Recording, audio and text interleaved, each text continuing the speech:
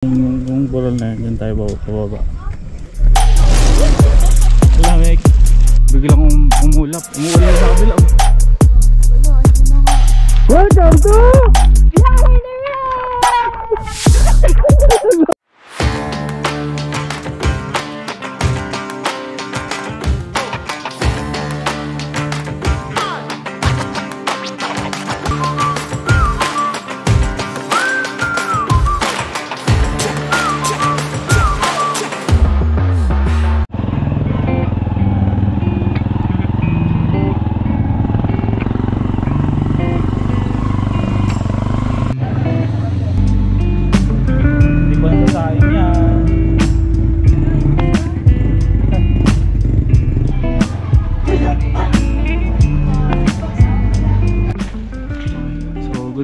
we're going to camp today dito sa Mount Balagbag na Matimitbit.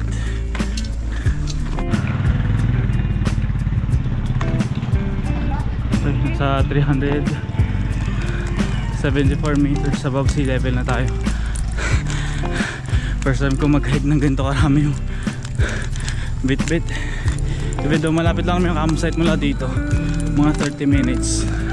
Pero matarik kasi yung akyatin dito.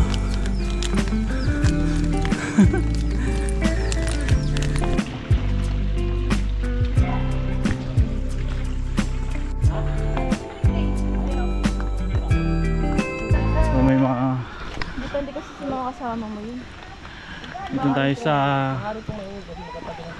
mga camping site. Ito yung Black Rock, kasi ito yung Queen Bee. Ito maganda yung pool dito sa Queen Bee, parang infinity pool, tapos may overlooking. Pag start ng mga camping site, yung daan dito is mabato na,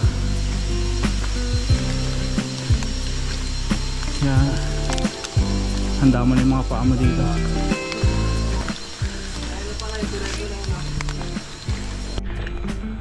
So dito tayo sa Threesome Camping Farm. Ito yung entrance nila. Wala, malayo yun.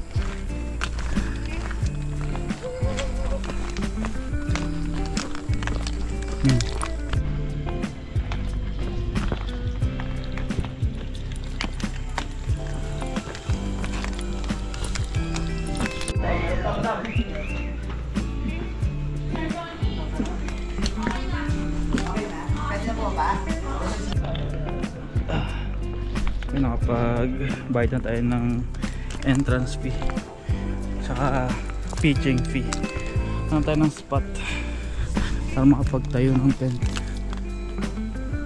Pipili ka na kung saan.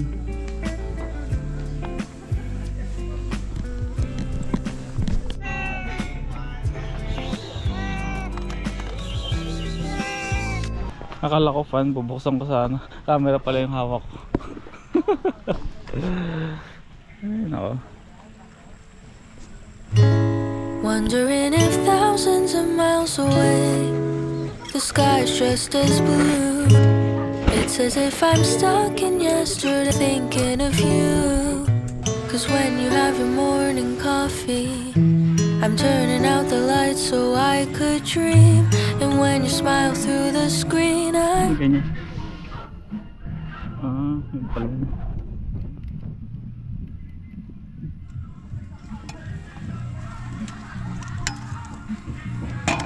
Wait lang, i-ano mo, diin mo yung May lock. May lock pala yun.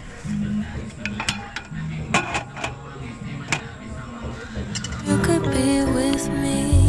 So I lay my head to rest when I'll start a brand new day.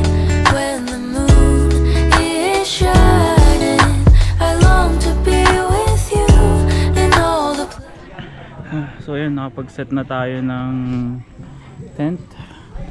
Pahinga muna tayo. Pagod na ako. Bukas ng umaga mag-hike tayo dun sa peak. Pero ngayon, papahinga muna tayo. Hindi na kita mahal. Sige. Mahal.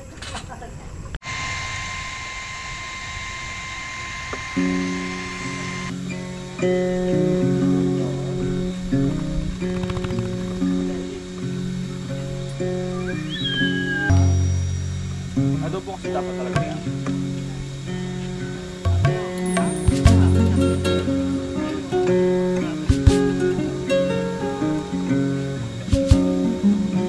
Sige.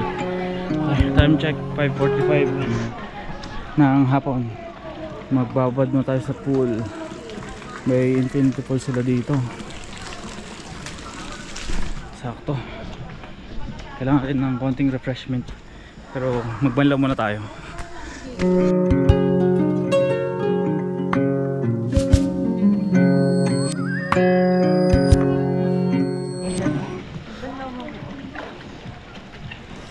Ulamig.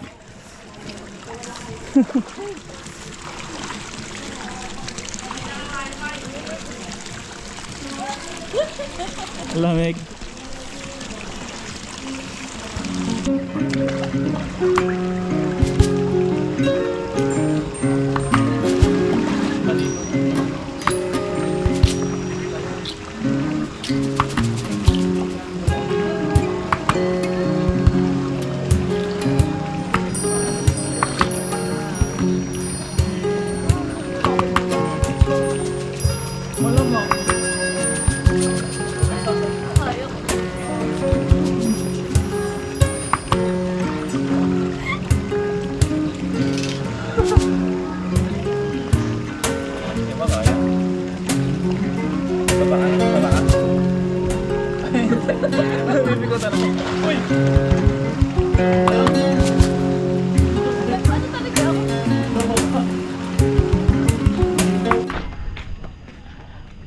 Ang ganda ng pool dito. May pailaw din pala sa gabi. Tapos city lights. Solid to. Hirap nga lang talaga maligo pag gabi dahil malamig.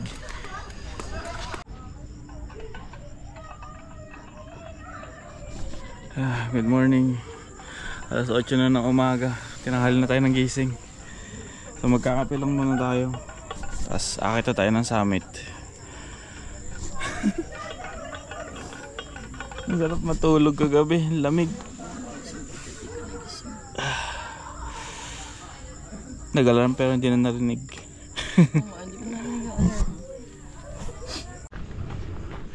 Okay, time check. 9 AM ng umaga. Start tayo ng hike. Pumunta dun sa summit ng Mount Balagbag. As of now, nasa 494 meters above sea level tayo. Mainit na tong hike na to. Nagising eh. Masarap kasi malamig.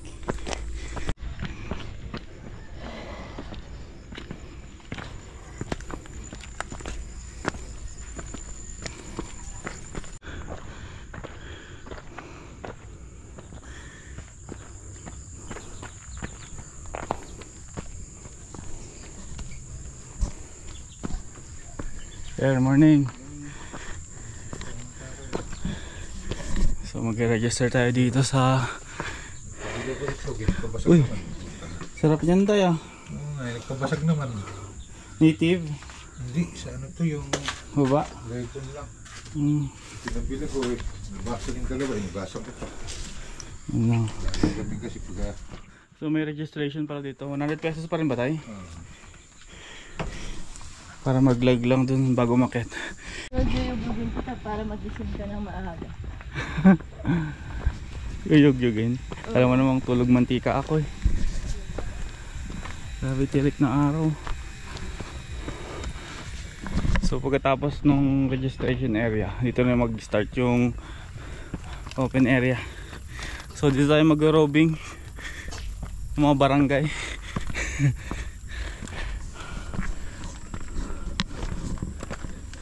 Mabato pa rin yung daan dito. Buti na lang kamo hindi maulan. maputik dun sa taas kapag maulan eh.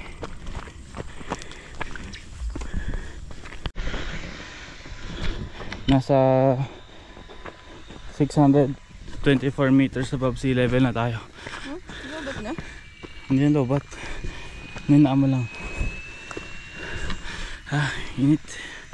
So yung likod natin, ayan, yun yung city.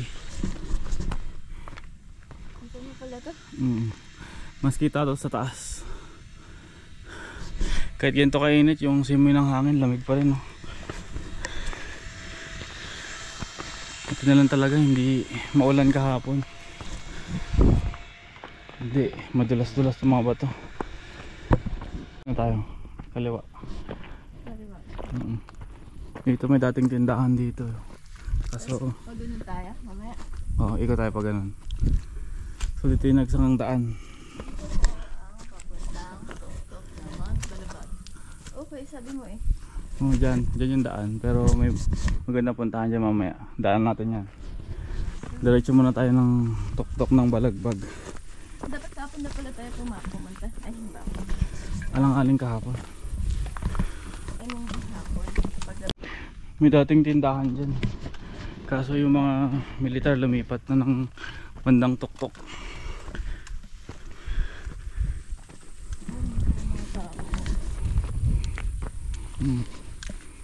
Yung mga nakatambay sa tuktok.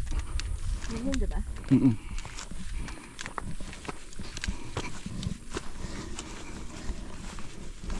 Dito yung nabalahaw ako nung una, nung naming akyat. Dahil ang putik dito pag malakas yung ulan, kakainin ng bike mo yung mga putik, yung gulong. Hindi pumutok na kasi. Very good. Butas! Pwede mas malaki dyan eh. Kaya nga, wala nga eh. Anong panahon? Panahon ng pahapon. Ito yung unang putok. Ito yung unang putok eh. Yan. Oo. Diba? Pumutok siya. Hindi ka marunong magpaputok eh. Hindi naman kasi ako nagpapaputok eh. Hindi ako yun. Paano ko aralin yun? Sana all.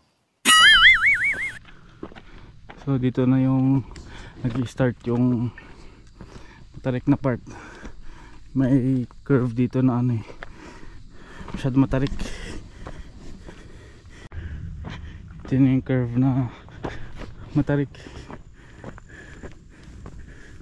May motor tayong nakasalubong kanina na Amiyo. Ang galing ng driver, nalusutan niya yung daan na to.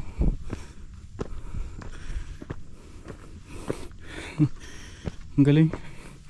Baka doon ako sa 4x4 yung mag-replanting. Baka may, hindi walang jeep dito. 4x4 to.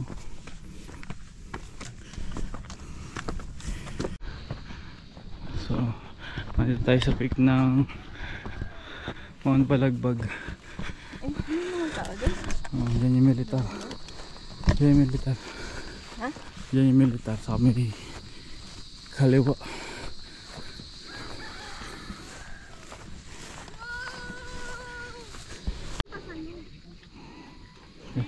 Nasa 764 meters above sea level tayo ngayon. Sayang yung ano, clearing. Biglang umulap. Umuulan na sa kabila oh. Wala, andun na nga. Lakas na ng ulan sa part na yun oh. Ako pumunta na dito. Yari yan. Hindi na tayo makakababa eh. Pag bumaba tayo ngayon, basa rin to. Ayun na nga, nabasa na tayo. Mas yung ulan. Dahan-dahan dyan ah, madulas. Kaya bababa sa may ano, kabilang part. Ikutin natin to.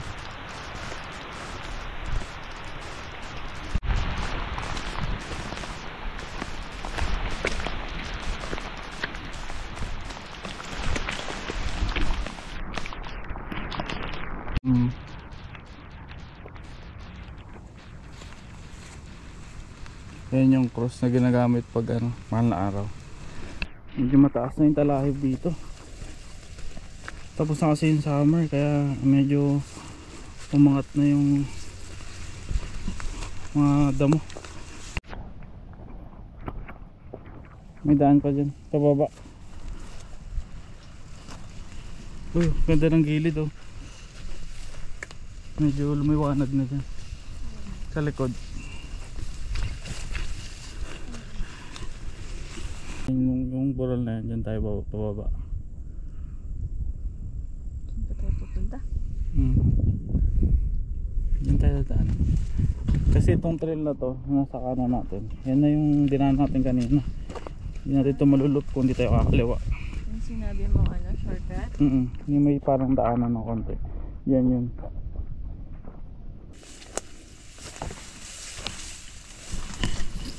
Grabe yung talahib. Ang laki na. Dito. Dito tayo. Sa kabila. Dito. Yan. Yan tayo. Kailangan nating iyan yung gilid ng burol eh. Yung gilid nito. Kailangan natin daanan yan. Itong poste na to dito nilalagay yung ano, station of the cross. Yung tinanggal nila.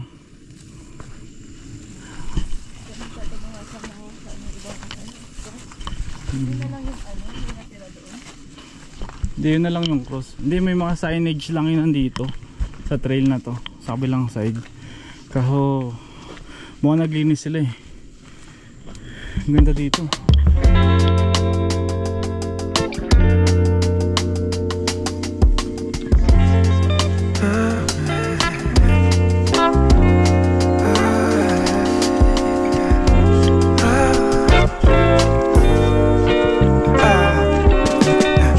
Maybe I should've let you go.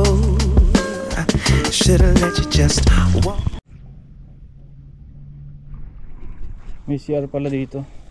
Kaso nga lang, sa aming gabahed walang ano, walang nagbabantay. Nakababa na tayo dun sa gitna, yung pinaghating daan kanina. Punta tayo sa kabilang part ng Malagbag. May isang burol dito na maganda yung view eh.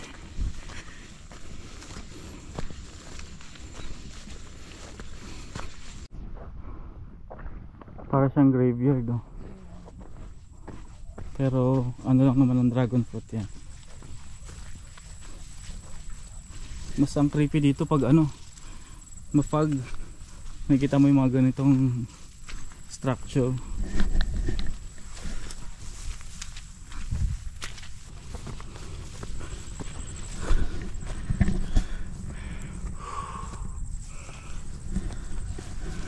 Ganda na. You're always on my mind, girl. I've never had the strength to make a change, but I break from it, 'cause I know I'm running out of time, girl. I've never had a chance to be myself, but I don't want you to fall. So pababa na tayo. Gutom na kami. Time check, alas 12 na rin ng tanghali. Ito, may nagmamerienda na. Ganda ng view dito talaga.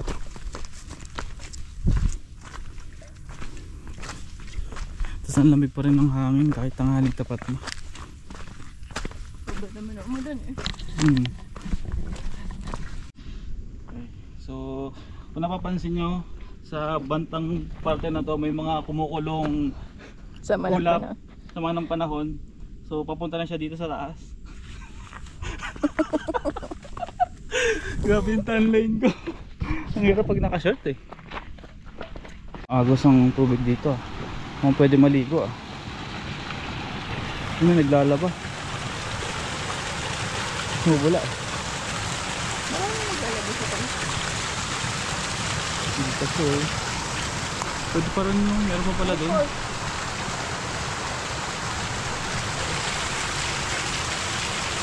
Yung katulad sa ano, yung natin. Palingkilat kami. Di ba may ganito sa gilid? Pwede maligo? Nauna ako. Doon ako tumambay, hindi ako naligo. Doon ako nagtawag na dyan. Nagkilamos, tapos nagano lang ka. Kasi sobrang init man, sobrang. Tapos sa taas may CR pala, no? So time check 3:38 ng hapon. So hindi natin magmadali. Hanggang alas 5 lang yung jeep mula Likaw-Likaw hanggang Tungko. Yan ang problema natin, mukhang di tayo aabot. Ang plan sana namin kanina mag-stay pa ng isang araw at bukas na lang uuwi. Kaso nga lang bilang tumila yung ulan. Hihingal ako.